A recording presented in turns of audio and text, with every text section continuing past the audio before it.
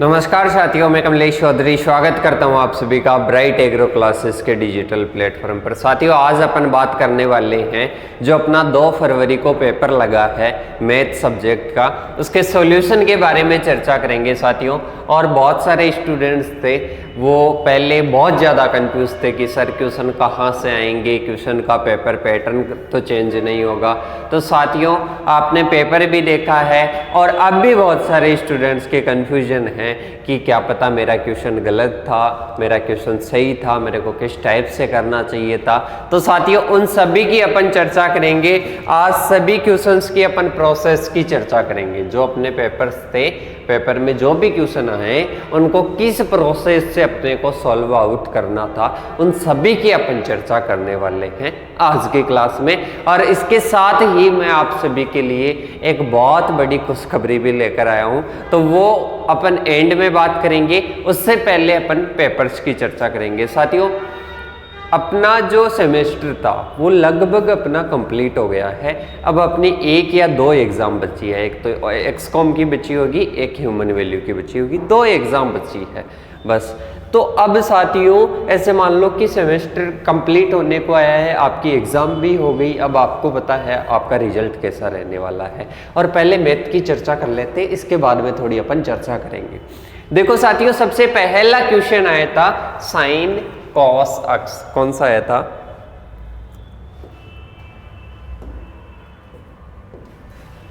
Sine cos अक्स। कौन से rule से होने वाला था साथियों? ये होने वाला था चेन रूल से। कौन से होने वाला था? चेन रूल से। मैंने क्लास में एक बार नहीं 10 बार बताया था कि जो भी अपना आता है, जैसे साइन आ गया, साइन के आगे जो भी आएगा वो उसका क्या होगा? थीटा होगा, या उसका क्या होगा? अक्स होगा। और ये चेन रूल से ऐसे क्वेश्चन सोल्व होते हैं। तो साइन का ये क्या है? थीटा है। तो साइन अक्स का क्या होता है? साइन अक्स का अवकलन क्या होता है? कोस अक्स होता है। तो इसका क्या हो जाएगा? इसका हो जाएगा कॉस और कोष्टक में कॉस अक्स। सही, एक तो ये हो जाएगा। फिर इसके बाद में अपने को किसका अवकलन करना होगा? फिर अपने को कोस अक्स का भी करना होगा, क्योंकि अगर यहां पर ओनली अक्ष आता तो अक्ष का तो अवकलन 1 होता है, तो इसलिए अपन करते नहीं है। अब कोस अक्स भी है इसका थीटा, तो इस कोस अक्स का अपन क्या करेंगे? कोस अक्स का अवकलन करेंगे। कोस अक्स का होता है माइनस साइन अक्स। क्या होता है? माइनस साइन अक्स। माइनस साइन अक्स आगे आ जाएगा और इसको ऐसे कैसे उतार लेंगे। ये अपना क्या हो जाएगा साथियों? इसका आंसर हो जाएगा। सीधा सा आंसर है साथियों। सबसे पहले साइन और इसको अक्ष मानकर कर लो, फिर इसके बाद में इसके थीटा का या अक्ष का अवकलन कर लो। ये सीधा सा 2 नंबर का क्वेश्चन था। सही, आई होप बहुत सारे स्टूडेंट्स जो ध्यान देकर अगर पढ़े होंगे उस टाइम, उनका सही हुआ होगा। गलत हुआ है तो भी कोई आपको टेंशन नहीं लेनी है। इसके बाद में है सीमा के अस्तित्व की शर्त लिखिए। ये क्वेश्चन मैंने नहीं करवाया। तो इसके मान लो कि 2 नंबर का क्वेश्चन अपन ने नहीं करवाया, छोड़ो इसको। इसके बाद में है tan x dx। tan x dx का एक बार मैं सॉल्यूशन करके बता देता हूं किस टाइप से आपको करना था। tan x क्या है? tan x का समाकलन पूछा था अपने को। tan x क्या होता है? tan x होता है साइन अक्ष बटेवा कोश अक्ष। क्या होता है? साइन अक्ष बटेवा कोश अक्ष। और फिर अपने को कोस अक्ष को t मानकर अपने को क्या करना होता? t मानकर उसका अवकलन करना होता। t मानकर t का अवकलन कर देते, फिर समाकलन होता है इसका। तो ये 2 नंबर का क्वेश्चन था और मैंने पहले ही बता दिया था जब मैंने करवाया था। क्या करवाया था? जब मैंने ये करवाया था, ये टॉपिक आपका कौन सा? आपका समाकलन का। जब मैंने टी मानकर करने वाले क्वेश्चन बताए थे, पर मैंने एक चीज और बोली थी कि जो भी क्वेश्चन आएगा ना वो अलग अलग स्टेप से होगा। इसीलिए अब देखो, इसकी तो tan x है, tan x का पहले sin x cos x, ये अपने को क्वेश्चन आने के बाद में ही पता चलता है कि इस मेथड से होगा, क्योंकि tan x का डायरेक्ट समाकलन नहीं होता है। 10x का sin x बटेवा cos x करके cos x को t मानकर फिर इसका समाकलन करना होता। चलो ये भी मान लो कि ये भी मैंने मना कर दिया था कि इस क्वेश्चन पर आप ज्यादा फोकस मत करना, 2 नंबर छोड़ देना। अब ऐसे मान लो कि 2 नंबर तो वो गए और 2 नंबर ये गए, 4 नंबर टोटल गए। सही। अब इसके बाद में देखना 3 में से अपने एक अपन ने कर लिया, 2 मान लो रह गए अपने। इसके बाद में देखो, इसके बाद में चलते हैं आगे की ओर। आगे है नेक्स्ट अपना क्वेश्चन लिमिट का। क्या है, एक फंक्शन दिया हुआ है, फंक्शन दिया हुआ है। अब इसकी क्या ज्ञात करनी है, लिमिट ज्ञात करनी है। लिमिट ज्ञात कर लो। 1 का स्क्वायर करना है, 1 आएगा, माइनस 4 है, 4 को अक्ष से मतलब 1 से मल्टीप्लाई करोगे 4 ही आएगा, प्लस 3 और 1 4, 4 माइनस 4 0 आ जाएगा ऊपर।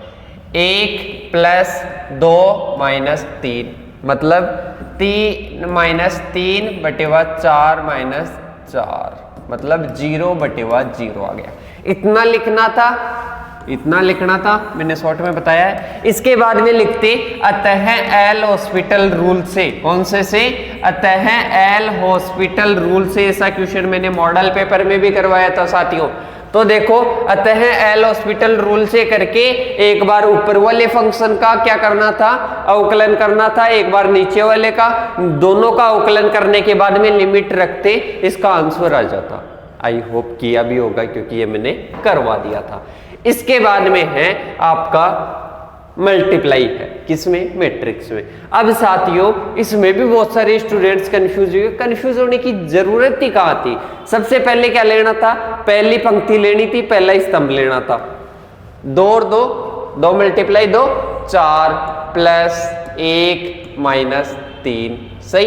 इसके बाद में दूसरा स्तंभ ले लो, 2 माइनस 1 माइनस 1 मतलब 2 को 1 से मल्टीप्लाई करेंगे 2, 1 को मल्टीप्लाई करेंगे -1 से -1, फिर -1 को 1 से करेंगे -1।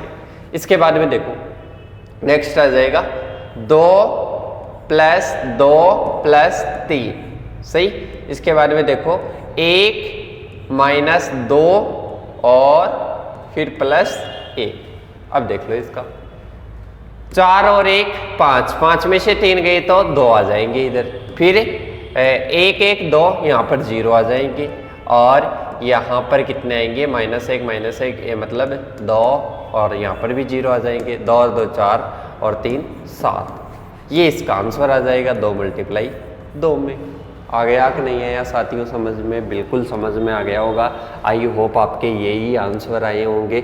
और ये तो कैलकुलेशन मतलब स्टेप आपकी सही होनी चाहिए और इसमें कोई भी डरने की बात नहीं थी। इसके बाद में देखो नेक्स्ट क्वेश्चन। अब 5 में से अपना तीसरे का 5 था मतलब 5 × 2 कितने 10 नंबर का। 10 में से अपने को 4 का नहीं आया। कितने का नहीं आया? 4 का नहीं आया मतलब अपने को 10 में से 6 नंबर का आ गया। 4 नंबर का अभी तक अपन को नहीं आया। बाकी आपने किया है ना, अगर सॉल्यूशन किया है जो मैंने बताया था उस तरीके से किया है ना, तो 6 में से आपको एक भी नंबर काटने वाला कोई भी नहीं है। इसके बाद में देखो वही लिमिट से आ गया साथियों, वही लिमिट से क्वेश्चन आ गया साथियों। इसमें आपको क्या करना था, लिमिट का ही क्वेश्चन आ गया। लिमिट x बराबर 0 रखनी थी। थोड़ा सा कंफ्यूज कर दिया पर यहाँ पर कंफ्यूज करने वाली चीज भी कुछ भी नहीं थी अगर आपने ढंग से देखा होगा तो। देखो सबसे पहले डायरेक्ट लिमिट रखनी थी। डायरेक्ट आपको पता है 0 आता, 0/0 आता क्योंकि नीचे अक्स स्क्वायर है, अक्स बराबर 0 है तो 0 का स्क्वायर करोगे 0 आएगा। अक्स को x से मतलब 0 को x से मल्टीप्लाई करोगे 0 आएगा। माइनस log फिर है 0, अक्स की जगह क्या था 0 तो ये 0 - 0 मतलब 0/0 आ रहा था। अगर x बराबर 0 अपन लिमिट रखते तो आंसर क्या आ रहा था 0 आ रहा था। अतः फिर क्या लिखते, अतः एल हॉस्पिटल रूल से, कौन से अतः एल हॉस्पिटल रूल से। तो एल हॉस्पिटल रूल से करते तो ऊपर वाले का अवकलन करते, नीचे वाले का अवकलन करते। नीचे वाले का अक्स स्क्वायर का 2x हो जाता और यहाँ पर गलती की होगी बहुत सारे स्टूडेंट्स ने, अक्स ex अक्स एक्स का अवकलन किससे होता, u डॉट v से। अपने को डायरेक्ट लिखना था कि क्या आंसर आ रहा है। इसका u डॉट v से अवकलन होता और इसका होता log x का 1/वा अक्ष होता। फिर जो भी आंसर आता ex वगैरह कुछ आंसर आता वो अपना राइट आंसर था। सही। अब ये भी क्वेश्चन चौथे का पहला अपना 5 नंबर का सही है। इसके बाद में है x की पावर sin x का अवकलन। करवाया भी था मैंने, पिछले मॉडल पेपर में ही करवाया है अभी तक, तो पिछले मॉडल पेपर में ही। इसमें देख लेना 80 से 90% ऐसे होंगे जो मैंने मॉडल पेपर में करवाए और उसके बाद में वो इस पेपर में संख्या चेंज हुई, किसी में डायरेक्ट के डायरेक्ट ही आ गए। x की पावर sin x, x की पावर sin x कौन से करना था, जिन साथियों ने अगर ध्यान देकर पढ़ा है ना अपनी क्लासे तो वो डायरेक्ट बोलेगा एंटी लॉग। कौन सा, एंटी लॉग। एंटी लॉग मतलब दोनों तरफ लॉग लेकर, तो दोनों तरफ log y बराबर log x की पावर sin x और sin x आगे आ जाता और log x इधर 1/y हो जाता और इधर u डॉट v से हो जाता और फिर इस y को इधर करते तो मल्टीप्लाई में आ जाता। आई होप ये भी समझ में आया होगा और बहुत अच्छे से किया होगा। इसी प्रोसेस के थ्रू किया है तो पूरे नंबर मिलेंगे, थोड़ी सी गड़बड़ कर दी तो थोड़े से नंबर कट जाएंगे। फिर इसके बाद में है साथियों ex का अवकलन प्रथम सिद्धांत से कीजिए। मैंने बताए थे 4 question, sin x, cos x, e की पावर x और x की पावर n, कि इनमें से एक क्वेश्चन तो कन्फर्म है। तो अपने कौन सा क्वेश्चन आया साथियों, ex सबसे इजी वाला क्वेश्चन आया। कितने नंबर का, 6 नंबर का। तो ये ex वाला किया हो तो 6 नंबर आपके पक्के हैं। इसके बाद में देखो अपने क्वेश्चन है किसका, कंटिन्यूटी का। कितने नंबर का, 6 नंबर का। कुछ भी नहीं करना था साथियों। इसमें बहुत सारे स्टूडेंट्स हैं तो ऐसे किया होगा ऑब्लिक करके कि यहाँ पर मूलमान, यहाँ पर दाईं सीमा बाईं सीमा पर। मैंने क्लासों में बताया था कि ऐसे नहीं करना है, आपको करना है सबसे पहले ऊपर फिर नीचे फिर नीचे। सही। अब देखो इसमें देख लो, इसमें मूल x बराबर 1 पर है तो x बराबर 1 यहाँ पर है, 1 माइनस 3 मतलब -2 आ जाएगा। मूल मान क्या आ जाएगा, -2 आ जाएगा। इसके बाद में है इसमें दाईं सीमा क्या आएगी, इसमें दाईं सीमा क्या आएगी, तो दाईं सीमा देख लो 1 plus h minus 1 plus h, मतलब इसमें x से ज्यादा का, x ज्यादा कहाँ है, x ज्यादा यहाँ पर है। इसमें पहले देखो अपने दाईं सीमा 1 माइनस h माइनस 3। सही। 1 माइनस 0 माइनस 3 मतलब 1 में से -2 आएगा। इसके बाद में देखो बाईं सीमा और सॉरी मूलमान और बाईं सीमा तो -2 आ गई। इसके बाद में देखो दाईं सीमा 1 प्लस h क्या आ जाएगा, 1 प्लस h का क्या कर दो, स्क्वायर कर दो, -4 1 प्लस h फिर +3। तो देखो 1 प्लस h स्क्वायर मतलब 1 प्लस 0 का स्क्वायर और फिर 4 1 प्लस 0 और +3 1 माइनस 4 प्लस 3 3 और 1 4 3 और 1 क्या हो जाएगा, 4 हो जाएगा और 4 में से 4 जाएगा तो 0। एक बार दोबारा से देख लेते हैं साथियों, कहीं गलती तो नहीं हुई है। देखो सबसे पहले इसकी जगह 1 मान लो कि यहाँ पर 1 आएगा, 1 में से 4 जाएगा तो कितना बचेगा, 3। ये यहाँ पर आपके डिसकंटिन्यूटी आई है। क्या आई है, डिसकंटिन्यूटी आई है, क्योंकि इसकी जो अपनी दाईं सीमा है, जो अपनी दाईं सीमा है वो क्या है, इसमें सही नहीं आ रही। दाईं सीमा मूलमान और इनके क्या नहीं आ रही, बराबर नहीं आ रही। तो श्योर आपके क्या आया होगा, श्योर आपके इसमें क्या आया होगा साथियों, इसमें श्योर आपकी डिसकंटिन्यूटी आई होगी। क्या आई होगी, डिसकंटिन्यूटी। इसके बाद में देखते हैं अपना नेक्स्ट क्वेश्चन। कौन सा देखते हैं, नेक्स्ट क्वेश्चन देखते हैं। नेक्स्ट क्वेश्चन है अपना किसका, ए इनवर्स का। किसका है नेक्स्ट क्वेश्चन, ए इनवर्स का है। ए इनवर्स के क्वेश्चन में मैंने 4 प्रोसेस बताई थी। कितनी बताई थी साथियों, 4 प्रोसेस बताई थी। चारों प्रोसेस में मैंने समझाया था कि 4 स्टेप से करना है। कोई भी ए इनवर्स का क्वेश्चन आए तो पहली स्टेप क्या थी याद हो तो बताओ। पहली स्टेप थी ए डिटरमिनेट ज्ञात करना। पहली कौन सी थी? ए डिटरमिनेट। ओनली संख्या चेंज हुई है, बाकी वैसा का वैसा फॉर्मेट है। पहले ए डिटरमिनेट ज्ञात करना, फिर सहखंडज ज्ञात करना। क्या ज्ञात करना? सहखंडज ज्ञात करना। सहखंडज ज्ञात करने के बाद में क्या करना था? इस मैट्रिक्स का ट्रांसपोज निकालना था। क्या? ट्रांसपोज या एडजॉइंट ऑफ ए निकालना था। सही। फिर इसके बाद में ए इनवर्स का सूत्र लगाना था और अपना क्या आ जाता? आंसर आ जाता।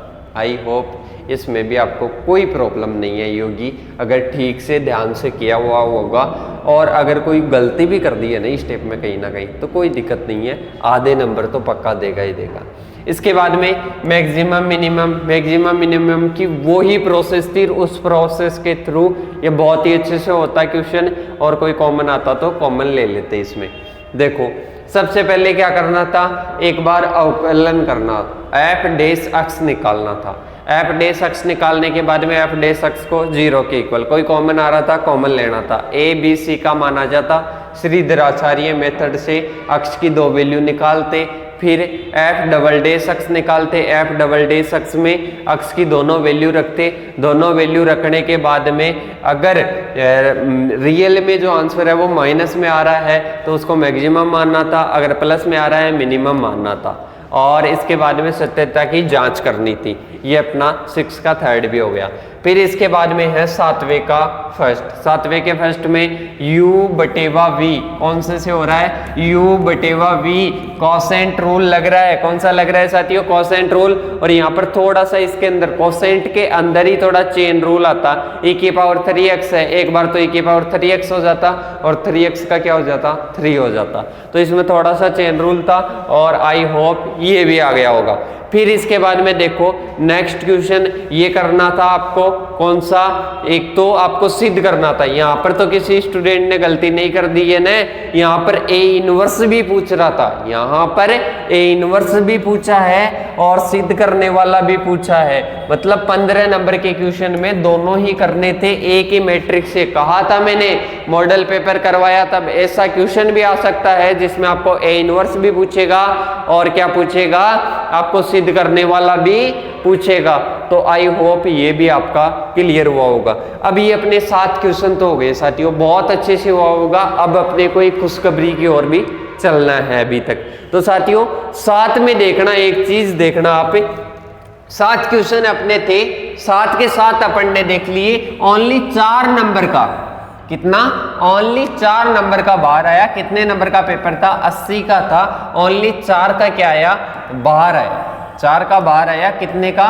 76 नंबर का डायरेक्ट आया है। 4 नंबर का भी मैंने आपसे छुड़वाया था, बाहर से नहीं आया है। मैंने छुड़वाया था कि इनको आप एस्केप करना, इनसे आप बचना, क्योंकि इनके चक्कर में अपन ने को जो तैयारी करनी है बड़े क्वेश्चंस की वो छूट जाएगी। इसलिए मैंने वो 4 नंबर के आपको छुड़वाए थे, 2 नंबर का समाकलन का, और लिमिट में मैंने जो क्वेश्चन आने थे वो ही करवाए थे। और उसी से कितने का आया? 5 और 2 7 नंबर का लिमिट का आया ओनली पेपर में।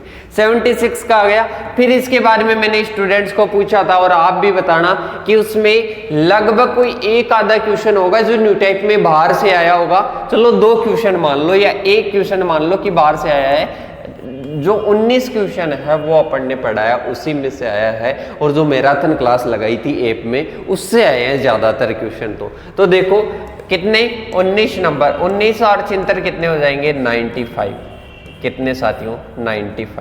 95 क्वेश्चन अपन ने पढ़ाया उसमें से 95 क्वेश्चन। तो साथियों जैसा कि मैंने वादा किया था, अब ऐसा नहीं है कि मैं तो आज ही आकर ये चीज बोल रहा हूं। मैंने आपको जितना मोटिवेट किया था, जितना आपको विश्वास दिलाया था कि मैथ सब्जेक्ट हार्ड नहीं है साथियों, जो आपको बोलते हैं ना कि समाकलन नहीं आता, अवकलन नहीं आता, वो नहीं आता, ये नहीं आता, उनको आज भी जाकर आप बोलना कि समाकलन में मेरे पूरे क्वेश्चन सही है, 1-2 नंबर के को छोड़कर, और अवकलन में पूरे सही है। जो भी हार्ड टॉपिक आप बताते थे उन्हीं को मैंने अटेंड किया है और आपके क्वेश्चन सही है। उनको बताना एक बार, जो बोलते थे ना कि मैथ में तो आपके कॉमन बैक आएगी वो आएगी। अब आपका कितना, आपके 95 का सही है। ऐसे मान लो 10 नंबर का कोई स्टूडेंट गलत कर देगा, 10 नंबर का कोई स्टूडेंट गलत हो जाएगा या कर देगा जैसे मान लो, तो 85 नंबर तो है। 85 नंबर में कौन है ऐसा जो आपको कॉमन बैक देगा? कोई भी नहीं है ऐसा जो आपको कॉमन बैक देगा।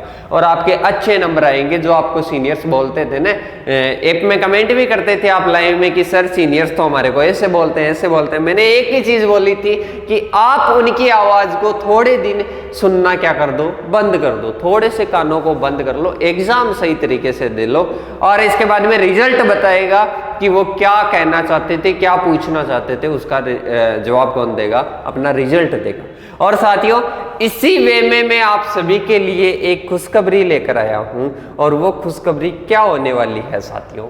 ये आपकी खुशखबरी ये होने वाली है, ये सेकंड ईयर के सेकंड जो सेमेस्टर है उसके विद्यार्थियों के लिए है, ये आपके लिए खुशखबरी है साथियों।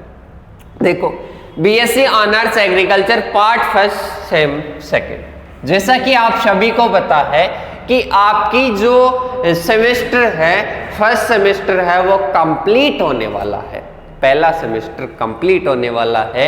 इसके साथ ही आपकी सेकंड सेमेस्टर का रजिस्ट्रेशन हो जाएगा 9 तारीख के बाद, और कुछ यूनिवर्सिटीज में तो हो भी गया, कुछ में होने वाला है।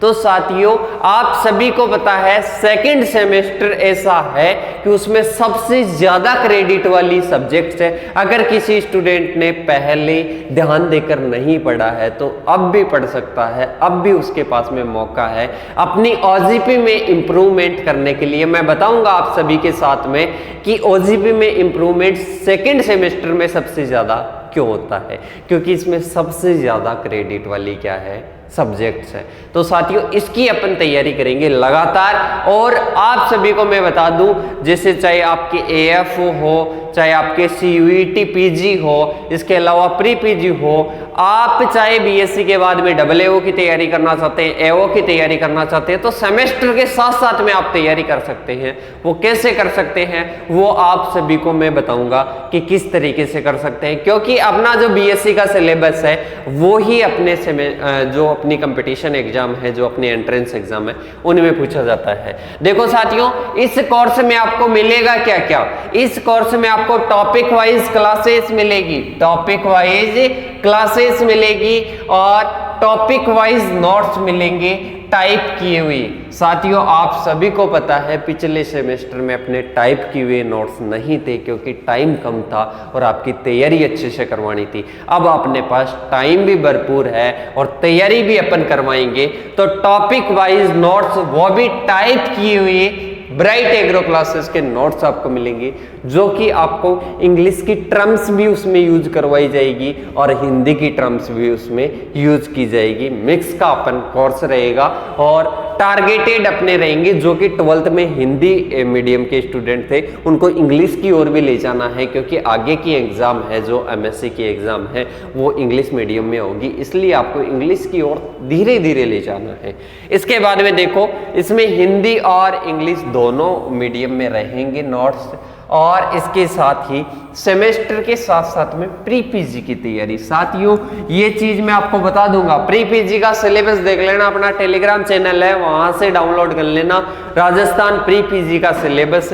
उस सिलेबस में आप देखना कि आप जो पढ़ रहे हो ना प्रेजेंट टाइम में, फर्स्ट सेमेस्टर में जो सब्जेक्ट्स पढ़ के आए हो वही सब्जेक्ट्स पूछ रहे हैं। इसके अलावा सेकंड सेमेस्टर की, थर्ड की, सभी की पूछेगा। तो ये आपको संपूर्ण जो लक्ष्य 2.0 सेकंड सेमेस्टर का लक्ष्य 2.0 जो अपना बैच है उसमें संपूर्ण कोर्स मिलेगा। फर्स्ट ईयर के सेकंड सेमेस्टर का टोटल आपकी सब्जेक्ट्स 10 की 10 मिलेगी टॉपिक वाइज, और बढ़िया तरीके से प्री पीजी की तैयारी और कंपटीशन एग्जाम को ध्यान देते हुए। तो साथियों, आपको करना क्या है, डिस्क्रिप्शन में दी हुई ऐप की लिंक से ऐप को डाउनलोड करना है, टेलीग्राम को ज्वाइन करना है, चैनल पर नए हो तो चैनल को सब्सक्राइब करना है। क्योंकि साथियों अब अपन ने देख लिया कि अपन अगर मेहनत करेंगे तो अपना रिजल्ट अच्छा होगा, जैसा कि आपने मैथ में कर दिखाया है। आपने मेहनत की, इसी का रिजल्ट है कि आपके 85 के करीब सही हो रहे हैं। आप ही की कॉलेज में ऐसे स्टूडेंट्स मिल जाएंगे जो 4 साल तक बैक लगाए हुए बैठे हैं। क्यों? क्योंकि हार्ड है, मतलब उस सब्जेक्ट को कठिन मानते हैं और वो कठिन है नहीं, क्योंकि उसके लिए मेहनत ही नहीं करते हैं। आपने मेहनत की, आपको रिजल्ट मिला, उन्होंने मेहनत नहीं की, उनको रिजल्ट नहीं मिला, क्योंकि वो बहाने बनाते रहते हैं। और आपको बहाना नहीं बनाना है कि हमारे को प्री पीजी की तैयारी का सोर्स नहीं मिला, कहाँ से तैयारी करें, कैसे करें, टाइम नहीं मिला। वो बहाने बनाते रहोगे तो 4 साल कब निकल जाएगी पता ही नहीं चलेगा। तो साथियों आपको करना क्या है, ऐप डाउनलोड करना है और अपनी तैयारी बढ़िया से स्टार्ट करनी है। साथियों एक चीज को ध्यान में रखना आप कि जो भी अपन जब गिरते हैं तो अपन पत्थर की चोट से गिरते हैं, ना कि पहाड़ की चोट से। मतलब अपन जब गिरते हैं तो पहाड़ की ठोकर लगकर गिरते हैं, ना कि पहाड़ से। मतलब अपना जो पत्थर होता है रास्ते में आता है उसकी ठोकर से अपन गिरते हैं, पहाड़ की ठोकर से नहीं गिरते हैं। तो साथियों छोटी छोटी जिंदगी में छोटी छोटी गलतियां करने से डरना, बड़ी गलतियां तो वैसे भी नहीं होती है। छोटी छोटी गलतियां करने से अगर डरोगे तो आपकी ज़िंदगी बहुत ही अच्छी होगी। तो ये छोटी छोटी जो माइनर चीज़ें हैं कि इस सब्जेक्ट्स को हार्ड मानना और सेमेस्टर की तैयारी न करना, लापरवाही करना, एंड में तैयारी करना, साथियों ऐसा नहीं करना है अगर आगे बढ़ना है तो। और ऐप को डाउनलोड कर लेना, डिस्क्रिप्शन में लिंक दी हुई है। चैनल पर नए हो तो चैनल को सब्सक्राइब करना, बेल आइकन को प्रेस करना ताकि हर नोटिफिकेशन आपको मिल पाए सबसे पहले। और अब मिलते हैं नेक्स्ट वीडियो के साथ, तब तक के लिए जय हिंद जय भारत साथियों।